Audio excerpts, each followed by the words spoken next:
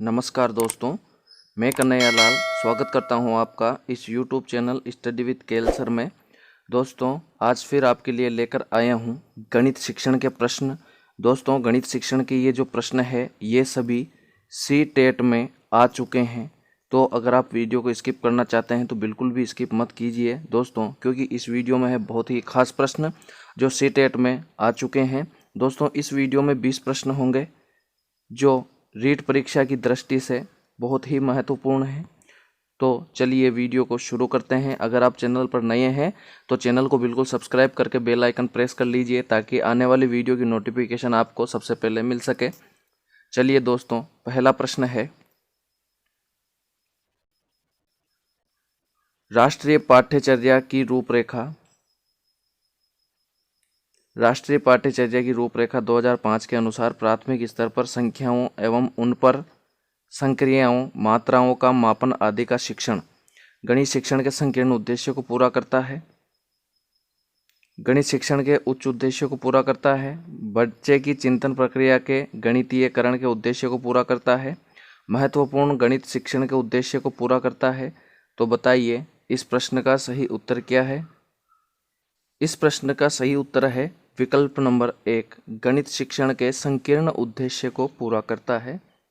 इस प्रकार से यहाँ पर विकल्प नंबर 1 अपना सही हो जाता है। चलिए अगला प्रश्न है, प्रश्न नंबर 2, कक्षा 4 की पाठ्य पुस्तक से दी गई निम्नलिखित समस्याओं में से कौन सी बहु अनुशासनात्मक समस्या की ओर संकेत करती है। भारत के झंडे का आरेख बनाइए और झंडे में सममिति रेखाओं की संख्या की पहचान कीजिए। दी गई आकृति की दर्पण छवि का आरेख बनाइए। दी गई आकृति में कितनी सममिति रेखाएं हैं। किसी दी गई ज्यामितीय आकृति में एक सममिति रेखा खींचना। तो बताइए इस प्रश्न का सही उत्तर क्या है।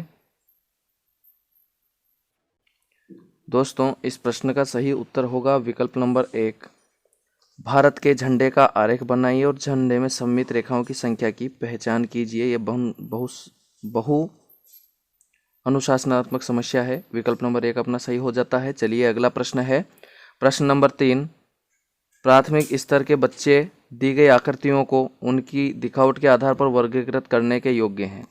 प्राथमिक स्तर पर के बच्चे दी गई आकृतियों को उनकी दिखावट के आधार पर वर्गीकृत करने के योग्य है। वेन हाइल के अनुसार वे ज्यामितीय के स्तर पर है। कौन स्तर? मानसिक चित्रण स्तर, विश्लेषणात्मक स्तर, अनौपचारिक निगमन स्तर और औपचारिक निगमन स्तर। तो बताइए इस प्रश्न का सही उत्तर क्या है। दोस्तों, इस प्रश्न का सही उत्तर है विकल्प नंबर 1, मानसिक चित्रण स्तर। दोस्तों, प्राथमिक स्तर पर बच्चे मानसिक चित्रण स्तर पर होते हैं और दिखावट के आधार पर, आकृति के आधार पर उनमें भेद करते हैं। तो विकल्प नंबर 1 अपना सही हो जाता है। चलिए अगला प्रश्न है, प्रश्न नंबर 4, जियो बोर्ड किसके शिक्षण का एक प्रभावी साधन है।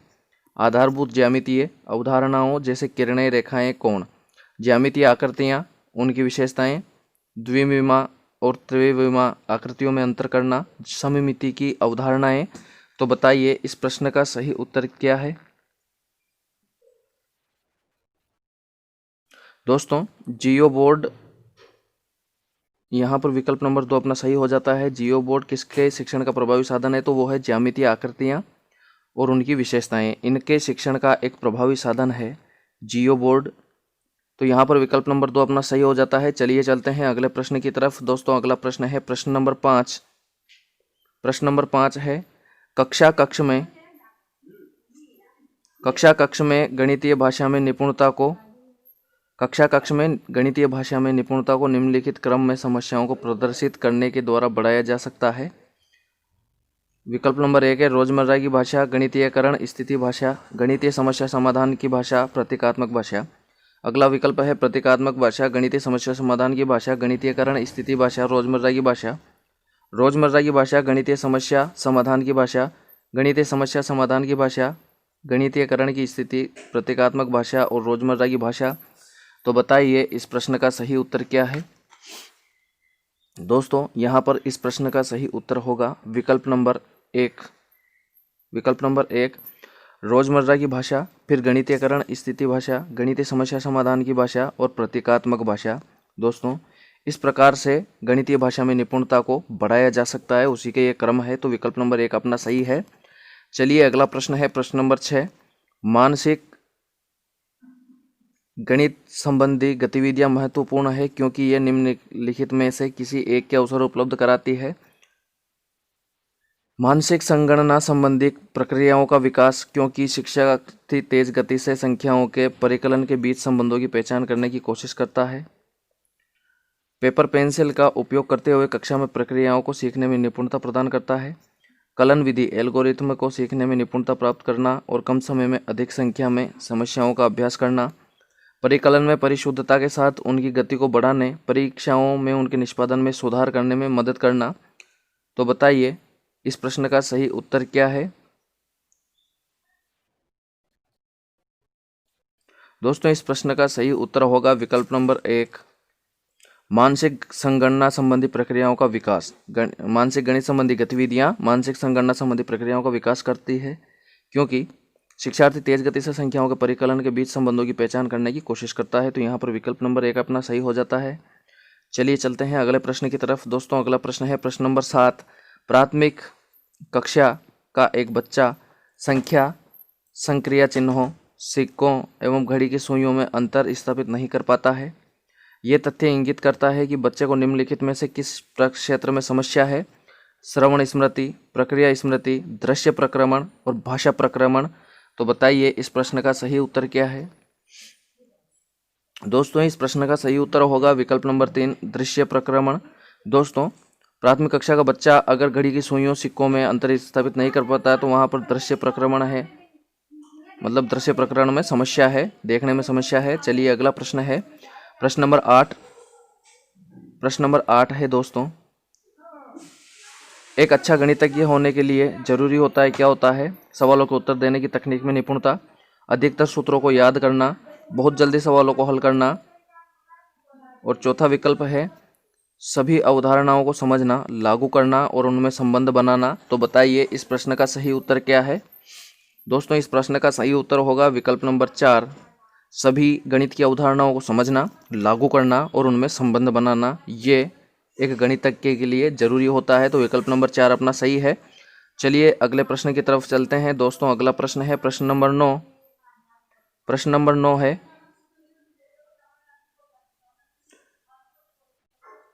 एक गणित अध्यापक बच्चों में गणना करने की शक्ति को निम्नलिखित द्वारा बढ़ा सकता है।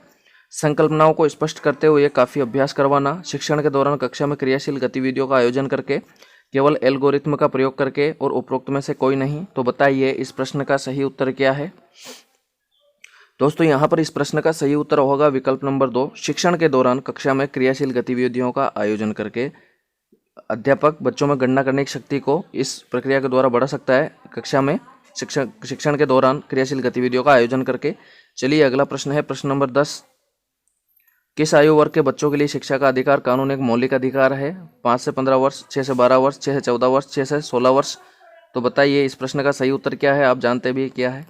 दोस्तों इस प्रश्न का सही उत्तर होगा विकल्प नंबर 3, 6 से 14 वर्ष। दोस्तों 6 से 14 वर्ष के बच्चों के लिए शिक्षा का अधिकार एक मौलिक अधिकार है। तो यहाँ पर विकल्प नंबर 3 अपना सही हो जाता है। चलिए चलते हैं अगले प्रश्न की तरफ। दोस्तों अगला प्रश्न है प्रश्न नंबर 11, कक्षा में गणित अध्यापक द्वारा विद्यार्थियों के साथ एक अच्छा संबंध विकसित करने के लिए उसे चाहिए सभी के साथ मित्रतापूर्ण व्यवहार करे, अच्छे से बात करे, बच्चों से प्यार करे और व्यक्तिगत ध्यान दे। तो बताइए इस प्रश्न का सही उत्तर क्या है।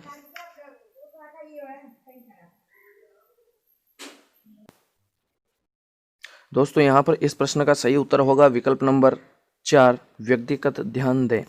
दोस्तों सभी विद्यार्थियों के साथ अच्छा संबंध विकसित करने के लिए जरूरी है कि अध्यापक प्रत्येक विद्यार्थी के साथ व्यक्तिगत ध्यान दे, तभी तो उनके व्यवहार में अच्छे संबंध विकसित होंगे। चलिए अगला प्रश्न है प्रश्न नंबर 12, निम्नलिखित में से कौन सा गणित में निदानात्मक परीक्षण का उद्देश्य नहीं है। बच्चों में अधिगम के दौरान कमियों व कमजोरियों को ज्ञात करना, बच्चों की प्रगति रिपोर्ट भरना, अभिभावकों को प्रतिपुष्टि देना और उपरोक्त में से कोई नहीं। तो बताइए इस प्रश्न का सही उत्तर क्या है। दोस्तों इस प्रश्न का सही उत्तर होगा विकल्प नंबर 2, बच्चों की प्रगति रिपोर्ट भरना। दोस्तों ये निदानात्मक परीक्षण का उद्देश्य नहीं है, रिपोर्ट भरना नहीं होता। निदानात्मक का उद्देश्य होता है कि बच्चे के सीखने में जो कठिनाइयां हैं उनका पता लगाया जाए और उनको दूर करने के लिए शिक्षण किया जाए। तो पता लगाने के लिए निदानात्मक परीक्षण किया जाता है, तो ये उसका उद्देश्य नहीं है प्रगति रिपोर्ट भरना। चलिए अगला प्रश्न है प्रश्न नंबर 13। राष्ट्रीय पाठ्यचर्या की रूपरेखा 2005 में ये उल्लेख किया गया है कि गणित शिक्षण महत्वाकांक्षी, सुसंगत और महत्वपूर्ण होना चाहिए। महत्वाकांक्षी से तात्पर्य निम्नलिखित में से किसकी उपलब्धियां हैं? गणित के संकीर्ण उद्देश्यों की, गणित को अन्य विषयों से जोड़ने की, गणित के अनुप्रयोग की, गणित के उच्च उद्देश्यों लक्ष्यों की। तो बताइए इस प्रश्न का सही उत्तर क्या है? दोस्तों इस प्रश्न का सही उत्तर है विकल्प नंबर 4, गणित के उच्च उद्देश्यों की। तो यहाँ पर जो महत्वाकांक्षी है वो उच्च उद्देश्य है, गणित के उच्च उद्देश्य। तो यहाँ पर विकल्प नंबर 4 अपना सही हो जाता है। चलिए अगला प्रश्न है प्रश्न नंबर 14। प्रश्न नंबर 14 है, नीचे दिया गया कौन सा क्रियाकलाप कक्षा 3 के छात्रों की समस्याओं को हल करने की कुशलता में वृद्धि के लिए है? कोई वर्ग पहेली जिसमें सीखे गए सभी मुख्य पदों जैसे सम संख्या, विषम संख्या, भाज्य संख्या, अभाज्य संख्या आदि के संकेत सुराग दिए गए हो। कोई सामूहिक परियोजना प्राथमिक कक्षाओं के छात्रों को समान रूप से 4 सदनों स्कूल की सदन प्रणाली में किस प्रकार विभाजित किया जाए ताकि हर सदन में खेल, कला, सांस्कृतिक और शैक्षिक क्रियाकलाप के प्रभावशाली छात्र हों। कक्षा में संख्या और प्रचालन विषय पर अंतरावर्ग पहेली प्रतियोगिता आयोजित करना। और कोई पत्रक जिसमें 4 मूल प्रचालनों पर समस्याएं जैसे ज्ञात कीजिए 25 गुणा 34, 451 भाग 11 आदि दी गई हो। तो बताइए इस प्रश्न का सही उत्तर क्या है?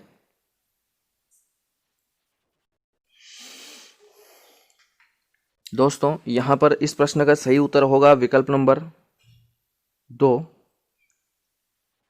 3 के छात्रों की समस्याओं को हल करने की कुशलता में वृद्धि के लिए दूसरा विकल्प सबसे ज़्यादा इंपॉर्टेंट है। तो यही अपना आंसर है। कोई सामूहिक परियोजना प्राथमिक कक्षाओं के छात्रों को समान रूप से 4 सदनों में किस प्रकार विभाजित किया जाए ताकि हर सदन में खेल, कला, सांस्कृतिक और शैक्षिक क्रियाकलाप के प्रभावशाली छात्र हों।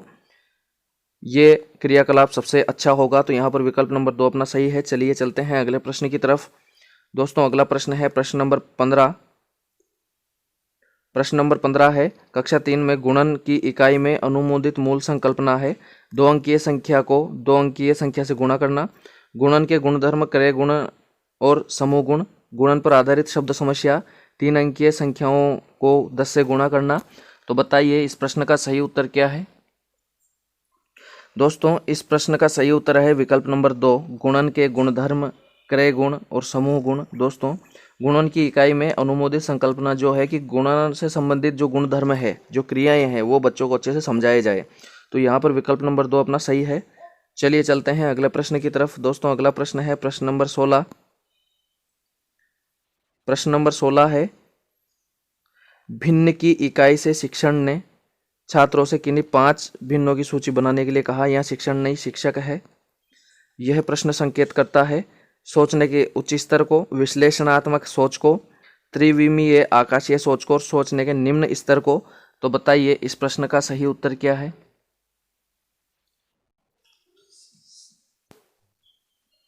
दोस्तों यहाँ पर सही उत्तर होगा विकल्प नंबर 4, सोचने के निम्न स्तर को। यहाँ पर जो शिक्षक ने छात्रों से कहा है वो सोचने के निम्न स्तर को प्रदर्शित करता है। चलिए चलते हैं अगले प्रश्न की तरफ। दोस्तों अगला प्रश्न है प्रश्न नंबर 17। शिक्षिका कक्षा 5 में समाचार पत्र वितरित करके छात्रों से सबसे बाद के मैच में भारतीय टीम के खिलाड़ियों के क्रिकेट के स्कोर को पढ़ने के लिए कहा। शिक्षिका ने कक्षा 5 में समाचार पत्र वितरित करके छात्रों से सबसे बाद के मैच में भारतीय टीम के खिलाड़ियों के क्रिकेट के स्कोर को पढ़ने को कहा। इसके पश्चात उसने छात्रों से इन स्कोरों का दंड ग्राफ खींचने के लिए कहा। वह शिक्षिका प्रयास कर रही थी छात्रों की वास्तविक जीवन और गणितीय संकल्पनाओं के बीच संबंध जानने में सहायता करने की, परियोजना उपगमन द्वारा छात्रों को शिक्षा देने की, कक्षा को आनंदमय एवं अभिव्यक्तिशील बनाने की, छात्रों की तार्किक क्षमता में वृद्धि करने की। तो बताइए इस प्रश्न का सही उत्तर क्या है? दोस्तों इस प्रश्न का सही उत्तर है विकल्प नंबर 1, छात्रों की वास्तविक जीवन और गणितीय संकल्पनाओं के बीच संबंध जानने में सहायता करने की। दोस्तों सीखने का सबसे अच्छा साधन यही है कि बच्चों को उनके परिवेश से जोड़कर, वास्तविक जीवन से जोड़कर सिखाया जाए, तभी वो अच्छे से सीखेंगे। तो यहाँ पर विकल्प नंबर 1 अपना सही है। चलिए अगला प्रश्न है प्रश्न नंबर 18। प्रश्न नंबर 18 है, किसी छात्र ने नीचे दी गई संख्याओं को पढ़ने के लिए कहा गया छात्र से 306, 408, 4008 और 4018। उसने इन्हें इस प्रकार पढ़ा 30×6 40×8 408 40×10 पढ़ने में त्रुटि कारण है कि पढ़ने में त्रुटि हुई तो इसका कारण क्या है? छात्रों को गणित की कक्षा अच्छी नहीं लगती और कक्षा उबाऊ लगती है।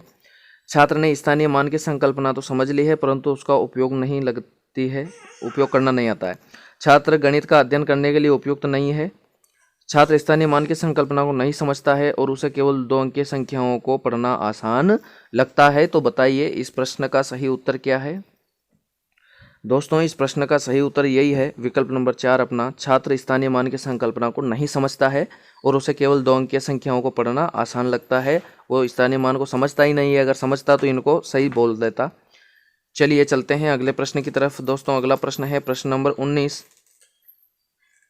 कक्षा 4 के लिए समय के मूल्यांकन के प्राचल होगा केवल सदृश घड़ी पर समय पढ़ना, अंकीय घड़ी, सदृश घड़ी पर समय पढ़ना, आधा घंटा अधिक, चौथाई घंटा अधिक, चौथाई घंटा कम, AM PM की संकल्पना, मिनट और सेकंड में संबंध, केवल अंकीय घड़ी पर समय पढ़ना, AM और PM की संकल्पना, केवल अंकीय घड़ी पर समय पढ़ना। तो बताइए इस प्रश्न का सही उत्तर क्या है? दोस्तों इस प्रकार के जो प्रश्न होते हैं उनमें एक सार्वभौमिक दृष्टिकोण वाले विकल्प अपना सही आंसर होता है। तो इस प्रकार से यहाँ पर संपूर्ण दिया हुआ है कि अंकीय घड़ी, सदृश घड़ी पर समय पढ़ना, आधा घंटा अधिक, चौथाई घंटा अधिक, चौथाई घंटा कम, AM PM की संकल्पना, मिनट और सेकंड में संबंध, सभी में संबंध स्थापित करना। तो यहाँ पर अपना विकल्प नंबर 2 सही हो जाता है, यही अपना आंसर है। चलिए दोस्तों चलते हैं अगले प्रश्न की तरफ। उससे पहले आपसे निवेदन है कि अगर आपको वीडियो पसंद आए तो ज़्यादा से ज़्यादा लाइक करें और ज़्यादा से ज़्यादा शेयर करें ताकि सभी मित्रों को इस टेस्ट सीरीज का फायदा मिल सके। दोस्तों 20वां प्रश्न है, राष्ट्रीय पाठ्यचर्या की रूपरेखा 2005 में उल्लिखित गणित की लंबी आकृति संकेत करती है चुनौतीपूर्ण समस्याओं को हल करना, गणित के खेलों का सृजन, हस्तसिद्ध अनुभव प्रदान करना, एक संकल्पना पर दूसरी संकल्पना बनाना। तो बताइए इस प्रश्न का सही उत्तर क्या है? दोस्तों यहाँ पर इस प्रश्न का सही उत्तर होगा विकल्प नंबर 4, एक संकल्पना पर दूसरी संकल्पना बनाना, यही अपना आंसर है। चलिए दोस्तों आज के लिए इतना ही, मिलते हैं जल्दी ही नए वीडियो नए टेस्ट में, तब तक के लिए नमस्कार।